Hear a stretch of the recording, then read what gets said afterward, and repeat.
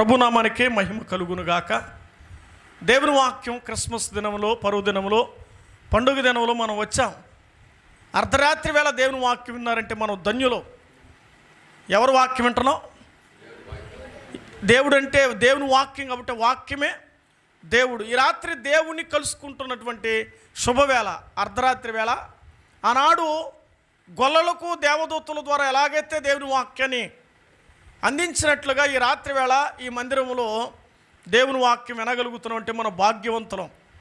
ఈరోజు పండగనే కొందికి వాళ్ళ జీవితాల్లో పరచించిపోయి తినేవాళ్ళు, తిరిగేవాళ్ళు, ఎంజాయ్ చేసేవాళ్ళు, ఆనందించేవాళ్ళు, లోకంలో ఎన్నో రకాలుగా దేవుని మందిరం పరిచయం చేసేవాళ్ళు ఎంతోమంది ఉండగా బైబిల్ గ్రంథంలో రాయబడుతుంది, యేసుక్రీస్తు ఉదయించాడు, యేసుక్రీస్తు జీవితంలో జన్మించాడు. ఈరోజు చాలామంది ఇళ్ళకి వెళ్తే ప్రతి ఇంటి మీద ఏముంటుంది తెలుసా? స్టార్ ఉంటుంది. కానీ వారి హృదయాల్లో ఎవరుండరు? స్టార్ ఉండదు. అది కరెక్ట్ మాట. దేవుడు కావలసిన వారి అంతరంగాల్లో స్టార్ ఉండాలంటే యేసు వారి హృదయాలు జన్మించాలని అర్థం.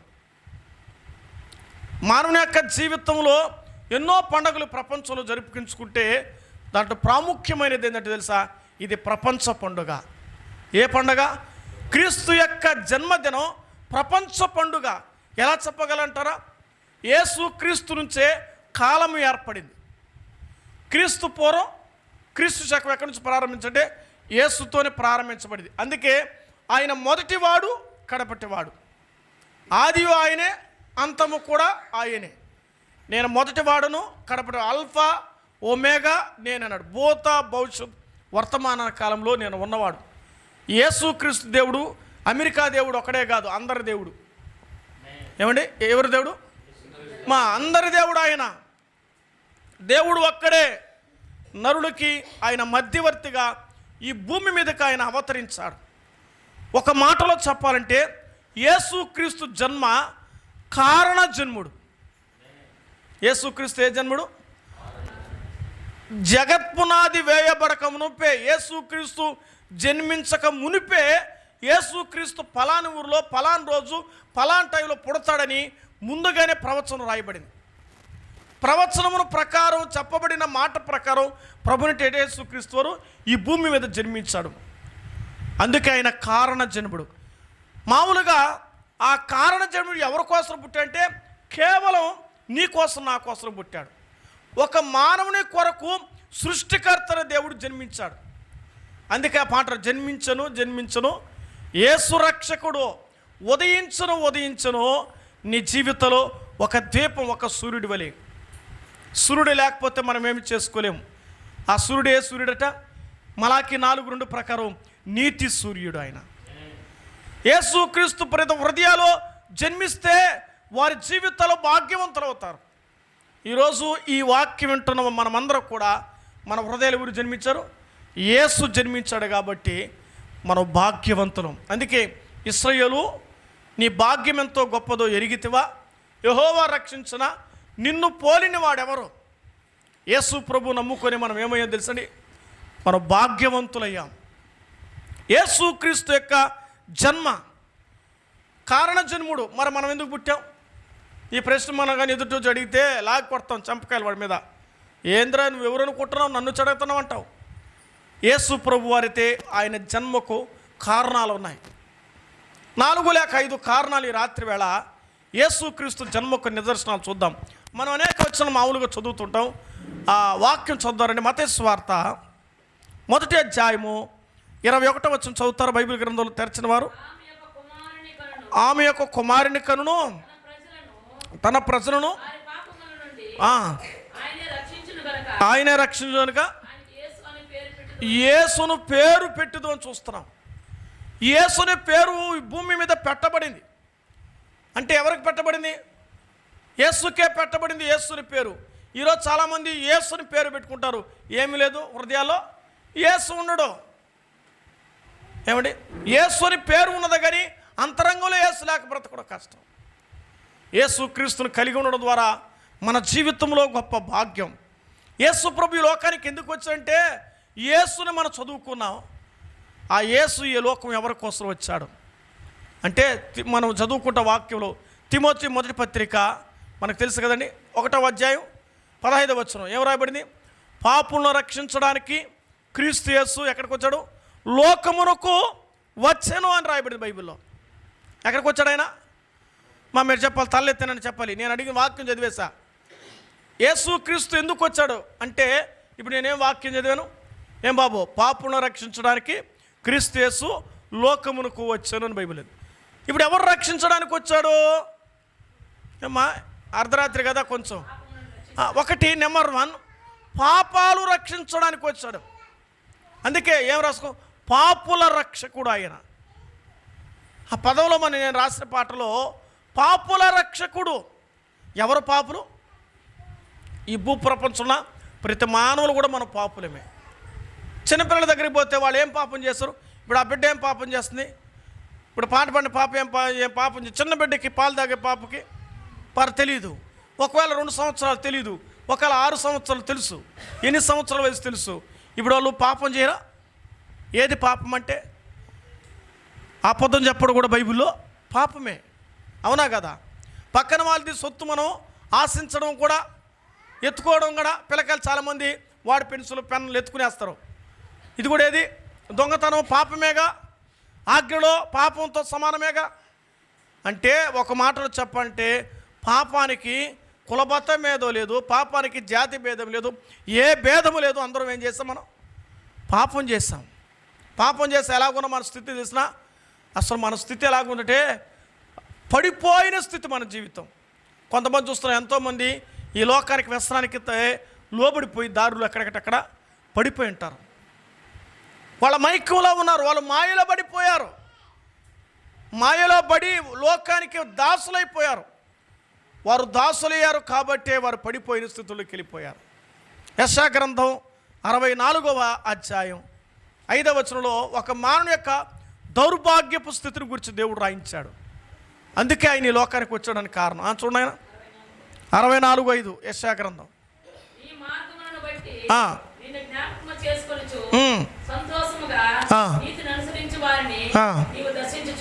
దర్శించున్నావు. 64వ అధ్యాయం 5వ వచనంలో ఆ మాట రైట్. అక్కడ రాబడిన మాట, చిత్తగించితిమి, నీవు కోపపడితివి, మేము పాపులమైతిమి, బహుకాలము నుండి ఎట్టబడి ఉన్నారట? బహుకాలము నుండి పాపములో పడి ఉన్నాము, రక్షణ మా కలుగునా. ఒక మానవుని యొక్క ఆక్రందన, ఒక మానవుని యొక్క అభిలాష. అయ్యా, బహుకాలం నుండి మేమైపోయినాం, బహుకాలం నుంచి మేమైపోయి పడిపోయినాం. ఎక్కడ పడిపోయినారా? పాపంలో పడిపోయారు. ఈరోజు మానవుడు ఎక్కడ పడిపోతాడు చెప్పండి? ఇప్పుడు టెక్నాలజీ ప్రకారం ఇందులో పడిపోతున్నాడు. సెల్లులో పడిపోతున్నాడు మానవుడు. 24 గంటలు అన్నం తినడు, నీళ్లు తాగడు, ఎత్తుకుంటే ఆడి ఆడి ఆడి ఆడి ఆడి వాడికి విరక్తి కూడా రాదు. ఏందో చెప్తుంటే 24/7 నువ్వు సెల్ ఇచ్చిన ఛార్జింగ్ అయిపోతా కూడా దాన్ని పెట్టుకొని మరలా ఏం చేస్తాడా? ఛార్జింగ్లుగా ఉంటాడతాడు. ఆలోచించండి. దేవుని దగ్గరికి ఒక 10 నిమిషాలు దేవుని వాక్యం వినలేక ఆరాధనకు రమ్మంటే ఎన్ని గంటలకమ్మా? 10:30 అన్నారు, 11 అన్నారు, 11:30 అన్నారు. అదేండి చెప్పండి, ఆలోచించండి. దైవ భయముతో దేవుని మందిరానికి మనం రావాలి. మన ఇంటి దగ్గరే ఉండొచ్చు, ఎక్కడున్నా సరే దేవుని ఉండాలి. ఉద్యోగానికి భయపడినట్టుగా ఎక్కడ భయపడాలి? దేవుని సన్నిధికి మనం భయపడాలి. మనకిచ్చిన అవకాశం మరల రాదు. క్రిస్మస్ రోజులు మళ్ళీ ఈ రాత్రి మేలుకుంటాం మనం. రోజా రోజు ఏమైనా మేలుకోపోతామా? సంవత్సరానికి మేలుకుంటే బహుశా నాకు తెలిసిన కానీ క్రైస్తవ జీవితంలో అప్పుడప్పుడు అనుకుంటే 2 రోజులు ఏమనుకుంటా. ఆ 2 రోజులు కూడా ఏం చెప్పండి? ఒకటి క్రిస్మస్, రెండవది వచ్చి న్యూ ఇయర్ రోజు. ఆ 2 రోజులు బహుశా మేలుకుంటాం మనం. ఆ రోజు కూడా మనం ఎలాగ ఉండాలి? ఎట్లా సంతోషంగా ఉండాలి, ఆనందంగా ఉండాలి. ఎవరిని కలుసుకుంటున్నాం? ప్రభుని కలుసుకుంటున్నాం. మనం పాపులమే ఉండగా దేవుని వాక్యం ఉంటుంది, నిన్ను రక్షించడానికి పడిపోయిన మానవుని రక్షించడానికి వచ్చాడు. యేసుక్రీస్తు ఎందుకు వచ్చాడు ఈరోజు మనం చెప్పాలి. మీరు కావాలంటే సెల్ ఫోన్లో టైప్ చేసుకోండి. ఈ వాక్యం ద్వారా ఉదయకాలం మీరు మీ మెసేజ్ పెట్టండి. ఏమని? యేసుక్రీస్తు కారణ జన్ముడు అని పెట్టండి. ఇదేందా కారణ జన్ముడు అంటాడు. యేసుక్రీస్తు ఎందుకు వచ్చాడంటే మన పాపాలు రక్షించడానికి వచ్చాడు ఆయన రక్షించకపోతే మనకేం దొరికే తెలిసిన? అగ్నిగుండమే గతి. ఇటువంటి ధన్యత మనకు ఉండేది కాదు. మన వ్యసనాలకు, మన పాపాలకు, మన భోగాలకు వాటిలో మునిగిపోయి కృంగిపోయి కృషించిపోయి మన స్థాయి, మన గౌరవం ఈరోజు ఈ భాగ్యం ఉండేది కాదు. ఎక్కడ ఉండిపోయి ఉంటామో. ఏసే భూమి మీదకి రాకపోతే ఎన్ని మారణ హోమాలు, ఏసే రాకపోతే ఎన్ని హత్యలు, ఏసే రాకపోతే ఎన్ని కుటుంబ జీవితాల కలతలు. ఆయన రావడం ద్వారా ఈ భూమి మీదకి పాపక్షమాపణ కలిగించాడు. దేవుడు మమ్మల్ని రక్షించగలంటే అవును, ఆయన రక్షించడానికి సరిపోయిన వాడు ఆయన. ఎంత ఘోర పాపినా యేసు ప్రభువుని ఏం చేస్తాడు? రక్షిస్తాడని చూస్తూ ఉన్నాం. యేసుక్రీస్తు ఎందుకు వచ్చాడు? రెండవ కారణం చూడండి, లూకా సువార్త 19:10. యేసుక్రీస్తు లోకానికి ఎందుకు వచ్చాడు? ఈ రాత్రి ప్రశ్నది. లూకా సువార్త 19:10. నశించిన దాన్ని వెదక రక్షించుటకు మనుష్య కుమారుడు ఎక్కడికి వచ్చాడంట? వచ్చాను. ఎక్కడికి వచ్చాడా? ఈ లోకానికి వచ్చాడు. మనం ఏ లోకంలోనో? అయ్యా నిద్ర లోకంలో ఉన్నదండి. రాత్రి ఏ లోకంలోకి వెళ్ళిపోతున్నాం మనం? మా నిద్ర లోకానికి వెళ్ళిపోతున్నాం. ఒకరోజు ఇదే విధంగా మన జీవితాలు అగ్నికి వెళ్ళకుండా మనం నశించిపోయాం. ఈ మాట అండర్లైన్ చేయాలి. ఒకటి, మనం పాపులైపోయాము. రెండవది, మనం నశించిపోవడం అంటే ఏందైనా బాబు ఏంది నాయన నశించిపోవడం అంటే? చదువుతామా కదా, బైబిల్ చదువుతాం కదా, చదువుతామా? బైబిల్ చదువుతాం. ఓకే, నశించిపోవడం అంటే ఏంది? అది కరెక్ట్ మాట. పనికి రాకుండా పోవడం, ఇంకా మంచి పూర్తిగా ఇంకా మన భాష కుళ్ళిపోయింది అనుకోవచ్చు. ఒక పదంలో చెప్పాలంటే ఇంకెందుకో ఏమంటే కుళ్ళిపోయిందని ఎవరు అంటారా? అది పండు అనే కావచ్చు, అది స్వీట్ అనే కావచ్చు, ఎవరు కూడా ఇష్టపడరు కదా. ఇంకా మనకు బాగా చెప్పంటే పండు మీద పురుగులు వస్తూ ఉంటే ఎవరు అసలు ఆ మాట అంటానే మనకు అలర్జీ అయిపోతుంది. అట్టే అది మన బ్రతుకు, గుర్తుపెట్టుకోండి. అట్లాంటి బ్రతుకులలో మనం నశించిపోయాం. కారణం ఏమి? నశించిపోవడానికి గల కారణం ఏమిటంటే దానికి 2 రీజన్ చెప్తాను. 37వ కీర్తన 37వ చరణం. కీర్తన 37:37. మనం ఎందుకు అలా అయిపోయాం? ఏం రాయబడింది బైబిల్లో?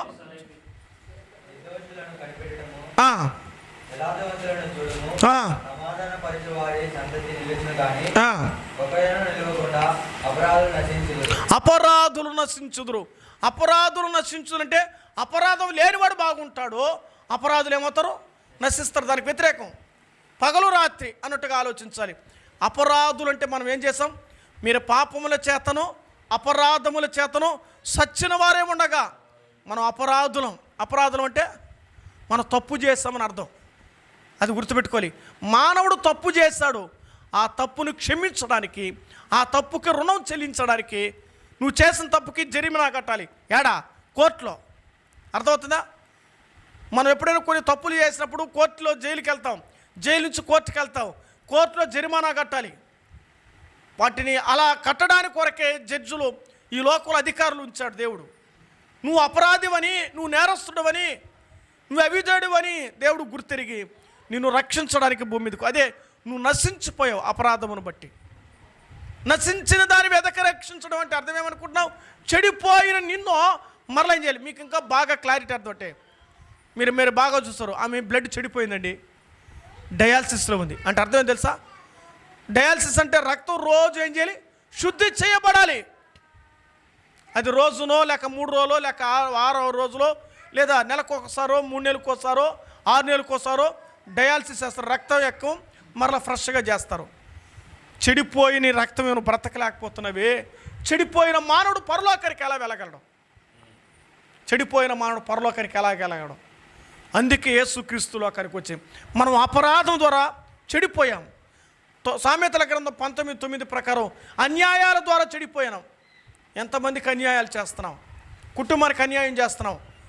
మన ఉద్యోగాలకి, మనం చేస్తున్న వ్యాపారంలో, మనం వెళ్తున్న మార్గాల్లో ఎన్ని అన్యాయాలు చేస్తున్నాం. వీటన్నిటిని దేవుడు ఏం చేసంట? మనం వాటన్నిటి నుంచి మనం నశించిపోయిన దాన్ని వెదకి రక్షించాలనుకున్నాడు దేవుడు. యేసుక్రీస్తు ఎందుకు వచ్చాడంటే రెండవది, నశించడం దేవుడికి ఇష్టం లేదు కాబట్టి వచ్చాడు. పాపులుగా ఉండి పాడైపోవడం దేవుడికి ఇష్టం లేదు కాబట్టి ఆయన వచ్చాడన్న సంగతిని చూస్తున్నాం. నశించిన దాని విషయంలో 78వ కీర్తన చూడండి. అక్కడ ఒక మాట త్వరగా ముగిద్దాం. 78:38. 78:38. అయితే ఆయన వాత్సల్యపూర్ణుడై వారి నశింపజేయక వారి దోషమును పరిహరించాడు. ఆమేన్. ఈ రాత్రి వేళ మన దోషాలు ఏం చేశాడు ఆయన? వారు నశించడం దేవునికి ఇష్టం లేదు. చెడిపోయినట్టుగా పాడైపోయినట్టుగా. ఏమంటే భర్త తప్పు చేస్తే సరి చేసుకుని, బిడ్డ తప్పు చేస్తే సరి చేసుకుని, భార్య తప్పు చేస్తే సరి చేసుకుని, కుటుంబాలు తప్పు చేస్తే సరి చేసుకుని ఉంటున్నామా లేదని? సర్దుకుంటున్నామా లేదా? జీవితం కుటుంబం కావాలి, ఒక విలువ ఒక గౌరవం కావాలన్నప్పుడు మనం ఎలా మారిపోతున్నామో మన జీవితాలను సరి చేయడానికి యేసుక్రీస్తులో కరికి వచ్చాడు. నశించడం దేవునికి ఇష్టం లేదు కాబట్టి వచ్చాడు. పాపులుగా ఉండడం దేవునికి ఇష్టం లేదు కాబట్టి ఈ భూమి మీదకి వచ్చాడు. మూడవ కారణం యెషయా గ్రంథం 61:1. 4-5 కారణాలు చెప్తాను కదా. 65:1 అక్కడ రాబడిన మాట చూద్దాం. ప్రభువుకు యెహోవా ఆత్మ, యెషయా గ్రంథం 61:1. ప్రభువుకు యెహోవా ఆత్మ నా మీదకి వచ్చుచున్నది, దీనులకు సువార్త ప్రకటించుటకు యెహోవా నన్ను అభిషేకించను, నలిగిన హృదయం గల వారిని దృఢపరచుకును, చెరలో ఉన్న వారికి విడుదల ప్రకటించుటకు, బంధింపబడిన వారి విముక్తి ప్రకటించుటకును, యెహోవా హితవస్త్రమును మన దేవుని ప్రతిదండను ప్రకటించుటకు, దుఃఖకరాంతులందరినీ ఓదార్చుటకును, శీనుల దుఃఖించు వారిని ఉల్లాస వస్త్రము ధరింపజేయుటకు అని చదువుకుంటూ వస్తే చివరిలో ఏం చూడండి, వారికిచ్చుటకు ఆయన నన్ను పంపి ఉన్నాడు. ఆయన నన్ను ఏం చేస్తున్నాడు? తండ్రి పంపాడు. మూడవ కారణం చెరలో ఉన్న వారిని విడిపించాలి. ఎక్కడంట? చెర అంటే దీనికి మరొక పేరంటే బంధించబడిన వారిని అర్థం. మీరు బంధించబడిన స్థితిలో ఉన్నారు. ఎవరి చేత బంధించబడ్డాం? మూడవది అంటే సాతాను బంధకాలు. మనం బంధించబడ్డాం. సాతాను బంధకాల్లో, వారి ఆలోచనలో, వారి ఉద్దేశాల్లో వాడికి లోబడిపోయాం. బంధించబడిన వారిని విడిపించడానికి యేసు ప్రభు ఒకసారి మందిరానికి వెళ్తే నడుము వంగిపోయిన ఆమెది, దురాత్మ చేత పీడించబడిన ఆమె. వారిని దేవుడు ఏం చేస్తాడు తెలిసిన? ఆ రోజు ఏం చేశాడు దేవుడు? స్వస్థపరిచాడు. స్వస్థపరిచి దురాత్మ నుంచి బయటికి పంపించాడు. అంటే ఆత్మల చేత నింపబడి దురాత్మల చేత కట్టబడిన వారిని విడిపించడానికి యేసుక్రీస్తుకి ఈరోజు వచ్చాడు. ఈరోజు చాలామంది ఏమంటారంటే, మేము మీ జీవితాల గురించి చెప్తాం, మీ బ్రతుకుల గురించి చెప్తామని చాలామంది బోర్డులు వేసుకుంటున్నారు ఈ రోజుల్లో. అమ్మా, ఈ జీవితాలు బాగు చేసుకునేవాడు పరలోకం పోతాడని నమ్మకం వారికి నిరీక్షణ ఉందంటే గుర్తెరకలేకపోతున్నారు. మన జీవిత గమ్యానికి కారకుడు ఎవరంటే దేవుడు తప్ప మానవుడు కాదు. మనం నశించిపోయిన వారమని, మనం చెరలో ఉన్న వారమని మనం గుర్తించకపోతే చాలా కష్టం. అంధకారంలో ఉన్నాం.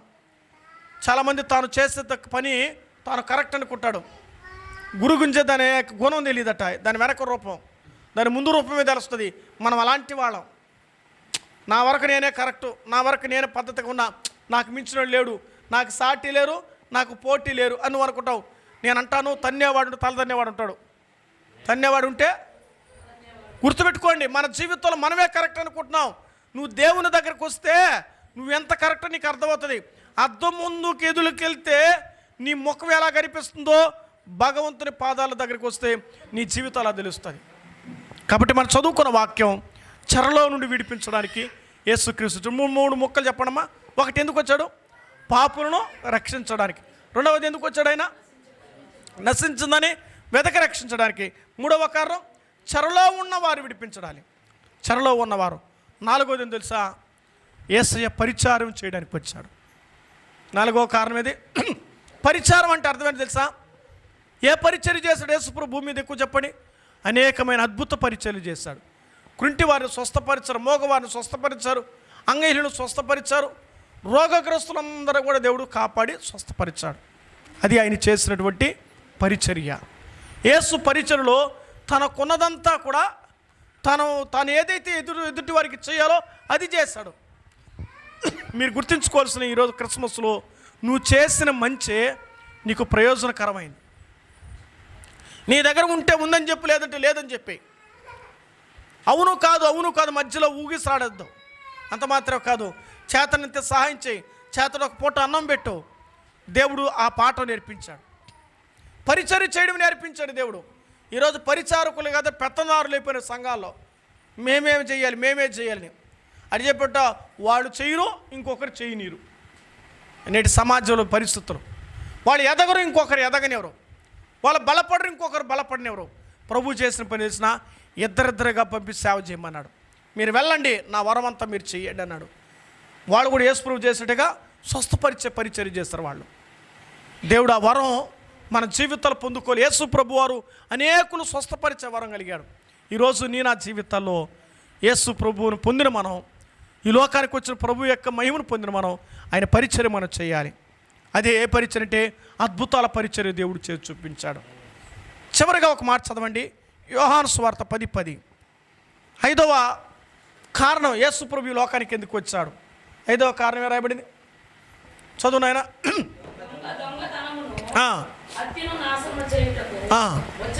వచ్చును కానీ మరి దేనికి రాడు? గొర్రెలకు జీవము కలుగుటకును అది సమృద్ధి కలుగుటకు అది నేను వచ్చి తినని చెప్పాను. చాలు. యేసు ప్రభు ఎందుకు వచ్చాడంట? 5వ కారణం జీవం ఇవ్వడానికి వచ్చాడు. ఏ జీవం? మనిషికి నిత్య జీవం ఇవ్వాలి. నిత్య జీవం వేరు, ఆత్మ ఉంది మనలో. గుర్తుపెట్టుకోండి, ఆత్మ మనలో ఉంది. ఉందా లేదా ఆత్మ? మనం పాడతాం కదా, ఆత్మ నీలో ఉంటేనే అందరూ నిన్ను ప్రేమిస్తారు, అది కాస్త వెళ్ళిపోతే ఎవరికి నీ అవసరం ఉండదు. ఆత్మ నీలో ఉంటేనే అందరూ నిన్ను ప్రేమిస్తారు, అది కాస్త వెళ్ళిపోతే ఎవరికి నీ అవసరం ఉండదు. కన్నవారే ఉన్నను కట్టుకున్నవారున్నను ఎవ్వరికి కనిపించగని ఆత్మ వెళ్ళిపోవును. ఎన్ని చేసినా తనువు నమ్మినా కట్టె మిగిల్చింది కన్నీటిగాదా. కట్టె మిగిల్చింది కన్నీటిగాదా. కట్టెలపై నీ శరీరం కనిపించదు గంతకు మళ్ళీ. ఈ పాటలో అర్థమైందా? ఆత్మ నీలో ఉంటేనే అందరూ నేనేం చేస్తారు? ప్రేమిస్తారు. ఆత్మ పోయితే దానికి వాల్యూ లేదు, చనిపోయిన దానికి విలువ లేదు. మరి మన పాపలో చనిపోతే మనకేం విలువ ఉంది? విలువ లేని బ్రతుకులకు దేవుడు తిరిగి బ్రతికించాడు. చచ్చిపోతున్న వ్యక్తిని డాక్టర్ ఎలాగైతే బ్రతికించాడో నిన్ను నన్ను కూడా యేసయ్య జీవం ఇచ్చాడు. తన ఊపిరి సృష్టి అందము నా కాపరి. మనం పాడుకున్నాం కదా పాట. తన ఊపిరి ఇచ్చాడు, తన జీవితం ఇచ్చాడు. ఆయన జీవితమే మన కొరకు త్యాగమయ్యాడు. ఎవరు వదులుకుంటారని ఈ రోజులో? నీ కొరకు ఎవరైనా ఏదో సహాయం చేయగలరా? ఆ నుంచి లిఫ్ట్ ఆడ కుదరండి సార్ అంటేనే 10 రకాలుగా చూసి ఆలోచిస్తా ఎక్కించుకో గమ్మున వెళ్ళిపోతున్నాం. వాడు ఎట్టటోడో ఈరోజు బండ్లు ఎత్తే వాళ్ళు తయారు ఎట్ట తెలిసినా పోతాం ఎక్కించుకుని అనుకో, వాడు ఖర్చు పెడతాడు, మనం పడిపోతాం. అంబులెన్స్ వాడే పిలిచి ఎక్కించి నీట్గా పంపిస్తాడు. బండి ఎవరు ఎత్తుకుపోతాడా? వాడు హ్యాపీగా, ఏ అనుమానం లేదు. ఇట తయారైపోతున్న దినాలు అయిపోయినాయి. కళ్ళ ముందే చైన్ స్మగ్లింగ్, కళ్ళ ముందే చైన్ లాగేస్తున్నారు స్త్రీలది. ఇటువంటి పాపాలనే దేవుడు క్షమించి వాళ్ళ జీవితాన్ని మార్చడానికి భూమి మీదకి వచ్చాడు. ఈ పండగ ఎందుకంటే క్రిస్మస్ అంటే చాలా పండగ వచ్చింది, తిన్నామా, ఈ వంటలు వండుకున్నాం, ఎంజాయ్ చేసేదానికి కాదు. ఆ రోజైనా దేవుడు నీ కొరకు ఎందుకు వచ్చాడో గుర్తుంచుకోవాలి. ఆ రోజు కూడా పండగ చాలామందికి చర్చిలకు పోరు. ఏడకి పోతారా? నిద్ర లేస్తే ఏడకి పోతామా? ఆదివారం తిని సాలా అమ్మా, ఆదివారం తిని సాలా మరికా. మళ్ళీ 6వ తెల్లారి కొద్దిగా ఏడిపోతా, 6వ గంట కథ 5వ గంట కథ కాసుకుంటాం. తెల్లారితో 10 గంటలకు సేవకుడు ప్రార్థన పెడతారు. ఎంతమంది పోతాం? సార్ ఏంది సార్ పండగ రోజు కూడా మా ప్రాణాలు తెస్తారా? దేవుణ్ణి కలుసుకోకుండా ఏ పని చేయొద్దు. దేవుడి కంటే ఏది భూమి మీద నీకు ఎక్కువ కాదు. నీ ప్రాణము కంటే భూమి మీద ఏదైనా విలువైంది ఉందా? ఏమ్మా, నీ ప్రాణము కంటే ఏదైనా విలువైంది ఏదో ఉందా? ప్రాణం బ్రతికిస్తే నిజమండి, జ్వరంలో చికెన్ పెట్టా కొంచెం తెలివి ఉండదా? నేను జ్వరంలో చేస్తా ఉంటే నువ్వు చికెన్ పెడతావు నాకు అంటారు. అదే బాగుండి పెట్టా ఏదో ఇంకొంచెం చేయకూడదా? ఎప్పుడా? బాగుండేటప్పుడు. అది యేసు ప్రభును కలిసి నువ్వే కార్యమని చేయి. దేవుని ఆరాధించు, దేవుని కనపరచు. దేవదూతలే ఆరాధన ఉదురుకొని భూమి మీదకి మానవుని కోరుకోవడానికి వచ్చాడు ఆయన. ఇక్కడ అర్థమైన మాట ఏంటో తెలుసా? నిన్ను కోరుకున్నాడు, నిన్ను ఎన్నుకున్నాడు, నిన్ను ఇష్టపడ్డాడు. అందుకే దేవుని దగ్గరికి వచ్చి మనం ఏం చేయాలి? మన స్తుతుల సింహాసనం కోరాడు. నా స్తుతుల పైన నివసించువాడా నా అంతరంగి కూడా యేసయ్య. అర్థమైందా? మన స్తుతుల సింహాసనాన్ని కోరాడు. ఏ పార్టీ వారమండి? యోగ్యత కలిగిన వారమండి. యేసు మన పాపాలన్నీ క్షమించాడు. అందును బట్టి ప్రభుదినం, పర్వదినం, శుభదినం, క్రీస్తు యొక్క క్రిస్మస్, ఇది క్రీస్తు యొక్క జన్మదినం. సంతోషంగా ప్రభుని ఆరాధించి అనేకులకు సువార్తను, యేసుని మనం ఏం చేయాలి? పరిచయం చేద్దాం. దేవదూతలు మరి గొర్రెల కాపరికి తెలియజేశారు. గొర్రెల కాపరు ప్రభువుని చూశారు. ఆ సువార్త ఈరోజు నా వరకు వచ్చింది. నా దగ్గరకు వచ్చిన సువార్త ఈరోజు నీ దగ్గరకు వచ్చింది. నీ దగ్గరకు వచ్చిన సువార్త మరికొందరికి ఏం చేయాలి? అందుకే పండగలు అందరూ పిలిచేది. పండగలు పిలిచేది అన్నానికన్నా పిలవద్దు, గుర్తుపెట్టుకోండి. ఎప్పుడు పిలవాలి? రండి మా చర్చికి రండి, చక్కగా ప్రార్థన అండి, మళ్ళీ మన ఇంట్లో భోంచేద్దామని చెప్పాలి. ఇది నేర్చుకుందాం క్రైస్తవ లోకం. వారిని ఆహ్వానించడం, ప్రార్థనకు ఆహ్వానించి సువార్త అందించు. తర్వాత కడుపు నిండా వారికి భోజనం పెట్టి పంపించు. మీ కుటుంబాలకు దీవెనకరం. యేసు లేని సువార్త అది సువార్తే కాదు. యేసయ్య లేని హృదయాలు అది జీవితాలు వెలిగించబడవు. యేసయ్య నీ హృదయాలకు కేంద్రమైన ఉండాలి. నీ ఊపిరై ఉండాలి, నీ శ్వాస ఉండాలి, నీ జీవితమై ఉండాలి. ఆయన లేకుండా బైబిల్ అంటే ఆయన లేకుండా ఏది కలుగలేదు. యేసు లేకుండా ఏది కలగలేదు. కాబట్టి నీకు కలవాలంటే ఎవరు ఉండాలి? కలగాలంటే చెప్పాలి ఈ రెండు మొక్కలు చెప్పండి. కలగాలంటే ఎవరు ఉండాలి? యేసు ఉండాలి. నీకు కలవాలన్నా కలగాలన్నా నీ జీవితాలు కలగా ఉండాలన్నా యేసు ఉండాలి. ఆయన ఉంటే నీ జీవితానికి ఏమండి? యేసయ్య రోజు ఒక చిన్నపిల్ల పాడతో కోసం, యేసయ్య నాతో ఉంటే రోజు ఒక పండుగ, కిడేది దరికి రాదు ఆయనుంటే అండగా. పాడదామా?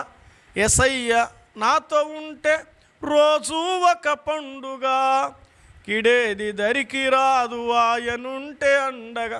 సండే స్కూల్లో 23 సంవత్సరాల కింద నేర్చుకున్న పాట. 10వ తరగతిలో సండే స్కూల్కి పోయినా నేను. అర్థమైందా? నేను 10th క్లాస్ స్టూడెంట్స్ ఉన్నప్పుడు అప్పుడు యేసయ్య నమ్ముకున్నాను.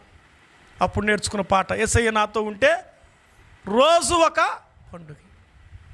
కాబట్టి యేసయ్య పండుగ దినంలో పరవశించి సంతోషంగా అనేకులు ఆహ్వానించి దేవుని మాటలు అందించి ఆయన మనకు చేసిన మేలు గుర్తించుకొని ప్రభుని ఆరాధిద్దాం, ప్రభుని కనపడదాం. ఇటు విధంగా ప్రభు ఈ రాత్రి వేళ చేరి వచ్చినందరికీ దేవుడు తన కృపా సమృద్ధిని బట్టి ఆశీర్వదించునుగాక. ఆమేన్.